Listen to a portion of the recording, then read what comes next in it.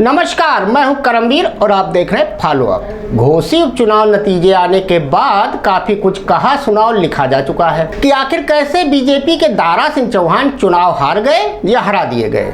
इसे आप कुछ यूं समझ सकते हैं कि कईयों के मंत्री बनने के सपने चकनाचूर हो गए या कर दिए गए। इस पूरी स्क्रिप्ट के दो अहम किरदार हैं जो पर्दे के पीछे से अपनी अपनी चाल घोसी के चौसर पर खेल रहे थे और इसमें योगी आदित्यनाथ कहीं ना कहीं जीत गए और बीजेपी के चाणक्य कहे जाने वाले अपने मोटा भाई अमित शाह चूक गए।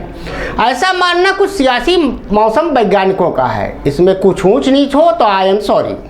घोसी पर बात करने से पहले आपको एक सच्ची कहानी सुनाते हैं। साल था 1967 का। भारतीय राजनीति के इतिहास में एक नई इबारत लिखी जा रही थी। इस इबारत को लिखने वाले इंसान का नाम था गयालाल। गयालाल हरियाणा के पलवल जिले के हसनपुर विधानसभा क्षेत्र से विधायक चुने गए थे। उन्होंने एक ही दिन में 3 बार पार्टी बदली। पहले तो उन्होंने कांग्रेस का हाथ छोड़कर जनता पार्टी का दामन थाम लिया, फिर थोड़ी देर में कांग्रेस में वापस आ गए। करीब 9 घंटे बाद उनका हृदय परिवर्तन फिर हुआ और एक बार फिर जनता पार्टी में चले गए। खैर, गयालाल के हृदय परिवर्तन का सिलसिला जारी रहा और वापस कांग्रेस में फिर आ गए। कांग्रेस में वापस आने के बाद कांग्रेस के तत्कालीन नेता राव बीरेंद्र सिंह उनको लेकर चंडीगढ़ पहुंचे और वहां एक संवाददाता सम्मेलन किया। राव बीरेंद्र सिंह ने उस मौके पर कहा था कि गया राम अब आया राम है। इस घटना के बाद से भारतीय राजनीति में ही नहीं बल्कि आम जीवन में भी पाला बदलने वाले दल बदलुओं के लिए आया राम गया राम वाक्य का इस्तेमाल होने लगा। अब यही कहानी दारा सिंह चौहान को लेकर सियासी गलियारों में नेता एक दूसरे को सुना रहे हैं। घोसी उपचुनाव में बीजेपी के सिंबल और पुरानी बोतल में नई शराब सरीखे एनडीए के ईट रोड़ा यानी कि संजय निषाद, ओपी राजभर समेत योगी सरकार के 26 मंत्री और 60 से ज्यादा विधायक तकरीबन 15 दिन से गली से लेकर गांव तक की धूल फाँक कर भी दारा सिंह को नहीं जिता पाए। नतीजा बीजेपी समेत एनडीए मायूसी में है और सपा समेत इंडिया खेमे में मिठाई बट रही है। मतलब कहीं खुशी कहीं गम वाली कहानी। वैसे सपा कार्यालय के सामने आज एक पोस्टर भी लगाया गया है जिसमें लिखा है, सावधान ओपी राजभर अब दगे कारतूस हैं। अब जबकि घोसी उपचुनाव के गंगा का पानी बह चुका है तो ऐसे में हर कोई अपना अपना बटेर उड़ा रहा है।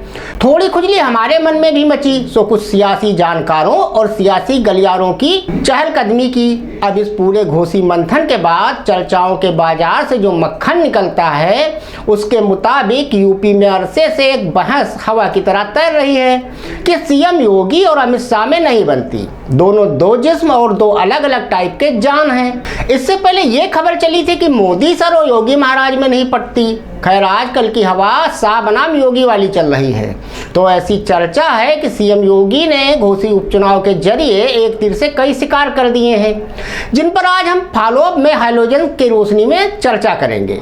पहला शिकार योगी महाराज ने यह किया कि बिना उनसे पूछे पाछे जिस तरह अमित शाह ने एक के बाद एक ओपी राजभर, दारा सिंह चौहान और उससे पहले संजय निषाद को भाजपा में बाकायदा अपने साथ फोटो फाटो कराकर ज्वाइनिंग कराई थी, वो योगी महाराज को चुटकी भर भी रास नहीं आई। इनमें से राजभर और दारा सिंह पिछली योगी सरकार में मंत्री भी थे और 2022 के चुनाव से ठीक पहले बारी बारी से सपा में शामिल या सहयोगी हो गए थे।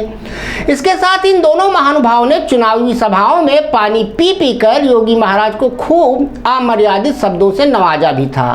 अब जो लोग सीएम योगी को नजदीक से जानते हैं उनका कहना है कि महाराज जल्दी कुछ भूलते नहीं और सही समय पर सटीक जवाब भी देते हैं। तो महाराज ने किया भी वही। उन्होंने चुनावी चौसर को कुछ ऐसा सजाया कि सांप भी मर जाए और लाठी भी ना टूटे।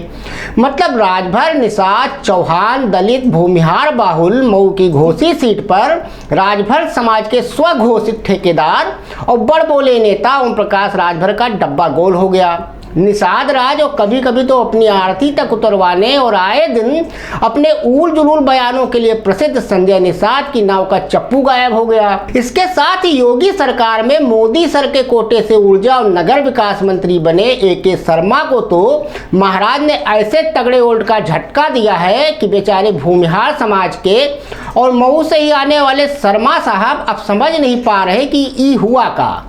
सियासी जानकारों की गणित को अगर माना जाए तो इसका नतीजा ये निकलता है कि योगी सरकार में हाल फिलहाल तो दारा सिंह चौहान और ओपी राजभर की एंट्री अमित शाह इतनी आसानी से नहीं करवा पाएंगे।